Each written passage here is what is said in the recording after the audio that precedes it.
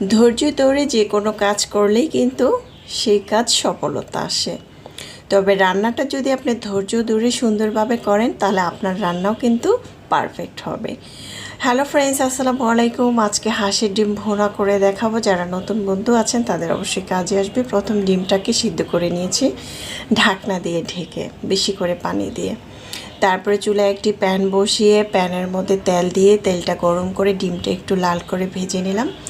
এখন ডিমটা উঠিয়ে এখানে পেঁয়াজ কুচি, কাঁচামরিচ কুচি, টমেটো কুচি একটু লাল করে ভেজে নিলাম। তারপরে এখানে কিছু মশলা আগে থেকে ভিজিয়ে রেখেছিলাম, হলুদ, মরিচ, ধনিয়া, জিরা, পরিমাণ মতো লবণ আর হাফ চামচ করে মশলা দিয়ে আগে থেকে ভিজিয়ে রাখলে মশলাটা সুন্দর একটি ফ্লেভার আসে। যেহেতু ভুনা করব সেক্ষেত্রে একটু মশলাটা আগে থেকে ভিজিয়ে রাখলে আর ভালো করে কষিয়ে রান্না করলে কিন্তু খেতে দারুণ লাগবে।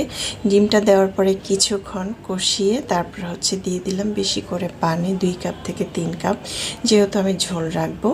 তারপরে ঢাকনা দিয়ে ঢেকে রেখে তারপরে ধনেপাতা কুচি দিয়ে ভাজা জিরার গুঁড়া দিয়ে ঝোলটা একটু মাখা মাখা করে তারপরে চুলাটা বন্ধ করে দেব।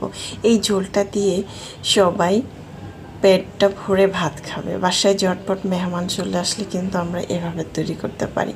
খেতে অসম্ভব মজার হয়েছিল এই ডিম তরকারিটা। আপনারা চাইলে যারা নতুন বন্ধু আছেন এভাবে তৈরি করতে পারেন, খেতে দারুণ লাগবে। তো আজকের জন্য এই পর্যন্ত। সবাই ভালো থাকবেন, সুস্থ থাকবেন। ভিডিও ভালো লাগলে লাইক কমেন্ট করে পাশে থাকবেন। আল্লাহ হাফেজ।